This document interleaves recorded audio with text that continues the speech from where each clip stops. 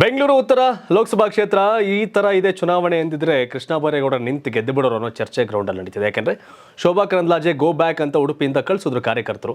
ಇಲ್ಲಿ ಬಂದಾಗಲೂ go back ವೆಲ್ಕಮ್ಮೇ Shobha Karandlaje ಅವ್ರಿಗೆ. ಬಟ್ BJP ವಲಯದಲ್ಲಿನ ಚರ್ಚೆ, ಜನರ ನಡುವಿನ ಚರ್ಚೆ, ಶೋಭಾ ಕರಂದ್ಲಾಜೆ ಸಂಸದೆ ಆಗಲಿಕ್ಕೆ ಬೆಸ್ಟ್ ಕ್ಯಾಂಡಿಡೇಟ್ ಅಲ್ಲ ಕಂಪೇರ್ ಟು ರಾಜೀವ್ ಗೌಡ ಅನ್ನೋ ಚರ್ಚೆ. Because of Rajeev Gowda educated, ವಿಚಾರವಂತ ಎಲ್ಲರೂ ಕೂಡ ಇದ್ದಾರೆ. ಆದರೆ ಈಗಾಗಲೇ ಶೋಭಾ ಕರಂದ್ಲಾಜೆಗೆಲ್ಲ ಅವಕಾಶ ಕೊಟ್ಟಿದ್ರು.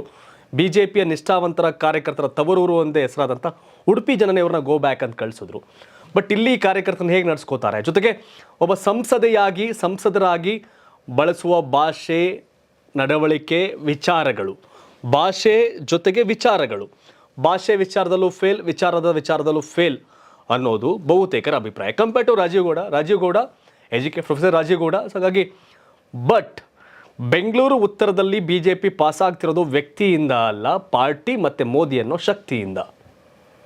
DB ಚಂದ್ರೇಗೌಡರು ಪಾಸ್ ಆಗಿದ್ದು ಪಕ್ಷ ಅನ್ನೋ ಶಕ್ತಿಯಿಂದ, ಸದಾನಂದ ಗೌಡರು ಪಾಸ್ ಆಗಿದ್ದು ಮೋದಿ ಶಕ್ತಿಯಿಂದ 2 ಬಾರಿ. ಬಟ್ ಈ ಬಾರಿ ಶೋಭಾ ಕರಂದ್ಲಾಜೆ ಒಬ್ಬ ವ್ಯಕ್ತಿಯಾಗಿ ಪಾಸ್ ಆಗುವಂಥ ಅವಕಾಶಗಳು ತೀರಾ ಕಡಿಮೆ. ಪಾಸ್ ಆದರೆ ಅದು ನರೇಂದ್ರ ಮೋದಿ ಮತ್ತು BJP ಅನ್ನೋ ಶಕ್ತಿಯಿಂದ ಅನ್ನೋ ಚರ್ಚೆಗಳಿದೆ. ಅಟ್ ದಿ ಸೇಮ್ ಟೈಮ್ ಎದುರಾಳಿ ವ್ಯಕ್ತಿಗತವಾಗಿ ಪ್ರಬಲರು ರಾಜೀವ್ ಗೌಡರು, ಆದರೆ ಆರ್ಥಿಕವಾಗಿ, ಸಂಘಟನಾತ್ಮಕವಾಗಿ ಆ ಮಟ್ಟಿಗಿನ ಪ್ರಾಬಲ್ಯತೆ ಕಾಣ್ತಾ ಇಲ್ಲ. ಬಟ್ ರಾಜೀವ್ ಗೌಡರ ಬದಲು ಕೃಷ್ಣ ಬೈರೇಗೌಡರು ಅವ್ರ ಪತ್ನಿ ಯಾರೇ ಇದ್ರೂ ಈ ಚುನಾವಣೆನ ಗೆಲ್ಬೋದಾಗಿತ್ತು ಅನ್ನೋ ಚರ್ಚೆ BJPಯವರು ಮಾಡ್ತಾರೆ, ಕಾಂಗ್ರೆಸ್ ಅವರು ಮಾಡ್ತಾರೆ. ಬಟ್ ರಾಜೀವ್ ಗೌಡರು ಹಾಗಂತೆ ಹಿಂದೆ ಉಳಿದಿಲ್ಲ, ಅವ್ರದ್ದೇ ಆದಂಥ ಪ್ರಯತ್ನಗಳನ್ನ ಮಾಡ್ತಿದ್ದಾರೆ. ಬಟ್ ಒಳಗೊಳಗೆ ಒಂದಷ್ಟು ಬೇರೆ ಬೇರೆ ಲೆಕ್ಕಾಚಾರಗಳು ಕೂಡ ಇದೆ. ಹಾಗಾಗಿ ದಾಸರಳ್ಳಿ XMLA JDS ಮಂಜುನಾಥ್ ಅವರು ಕಾಂಗ್ರೆಸ್ಗೆ ಬಂದಿರೋದು, BJP ಯಶವಂತಪುರ ಶಾಸಕ ಒಪ್ಪನಾಗೆ ಕಾಂಗ್ರೆಸ್ ಪರವಾಗಿ ಕ್ಯಾಂಪೇನ್ ಮಾಡ್ತಿರೋದು, ಇವೆಲ್ಲವೂ ಕೂಡ ರಾಜೀವ್ ಗೌಡ್ರಿಗೆ ಒಂದು ರೀತಿ ಪ್ಲಸ್ಸೇ. ಆದರೆ ಫಲಿತಾಂಶ ಮಾಡಬಹುದಾ ಅನ್ನೋ ಪ್ರಶ್ನೆ ಬಂದಾಗ ಕಾದು ನೋಡಬೇಕು ಅನ್ನೋದಿದೆ. ಗ್ಯಾರಂಟಿ ಜಾರಿ ಆಗಿರೋದು, ಯಾಕೆಂದರೆ ದಾಸರಳ್ಳಿ ಸೇರಿದಂತೆ ಯಶವಂತಪುರ, KR ಪುರಂ ಭಾಗದಲ್ಲಿ ಈ ಮಧ್ಯಮ ವರ್ಗದವರು, ಬಡ ವರ್ಗದವರು ಇದ್ದಾರೆ, ಗಾರ್ಮೆಂಟ್ಸಲ್ಲಿ ಕೆಲಸ ಮಾಡೋರು ಇದ್ದಾರೆ.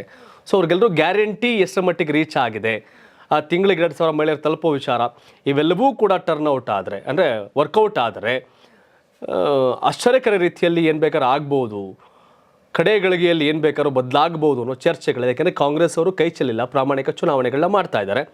ಬಟ್ ಶೋಭಾ ಕರಂದ್ಲಾಜೆಗಿಂತ ಇಲ್ಲಿ ನಗಣ್ಯ, ಇಲ್ಲಿ BJP ಮತ್ತು ಮೋದಿ ಅನ್ನೋದೇ ಶಕ್ತಿ. But Modi BJP versus Congress. BJPಗೆ ಈ ಕ್ಷೇತ್ರದಲ್ಲಿ ಕಾಣ್ತಿರೋ ನೆಗೆಟಿವೇ ಶೋಭಾ ಕರಂದ್ಲಾಜೆ. ಡೋಂಟ್ ನೋ, ಫಲಿತಾಂಶ ಬಹುತೇಕರು ಶೋಭಾ ಅವ್ರು ಗೆಲ್ತಾರೆ ಅಂತಾರೆ, ಇಲ್ಲ ಕಾಂಗ್ರೆಸ್ ಗೆಲ್ಲುತ್ತೆ ಅಂತಿದ್ದಾರೆ. ಬಟ್ ಶೋಭಾ ಕಾರಣಕ್ಕೋಸ್ಕರ ಬೆಂಗಳೂರು ಉತ್ತರದಲ್ಲಿ ಒಂದಷ್ಟು ವ್ಯತ್ಯಾಸಗಳು ಇದೆ, ಚರ್ಚೆಗಳು ಇದೆ. ನಿಮ್ಮ ಪ್ರಕಾರ ಬೆಂಗಳೂರು ಉತ್ತರದಲ್ಲಿ ಗೆಲ್ಲೋದು ಯಾರು? ಕಾಂಗ್ರೆಸ್ ಅಭ್ಯರ್ಥಿಯೋ, BJP ಅಭ್ಯರ್ಥಿಯೋ? ಹಾಗೆ ಯಾರಾಗಬೇಕು ಪ್ರಧಾನಿ? ನರೇಂದ್ರ ಮೋದಿಯೋ, ರಾಹುಲ್ ಗಾಂಧಿಯೋ? ಕಾಮೆಂಟ್ ಮಾಡಿ ತಿಳಿಸಿ. ಧನ್ಯವಾದ. ಇದು ಕರ್ನಾಟಕ TV, ಕನ್ನಡಿಗರ ಧ್ವನಿ.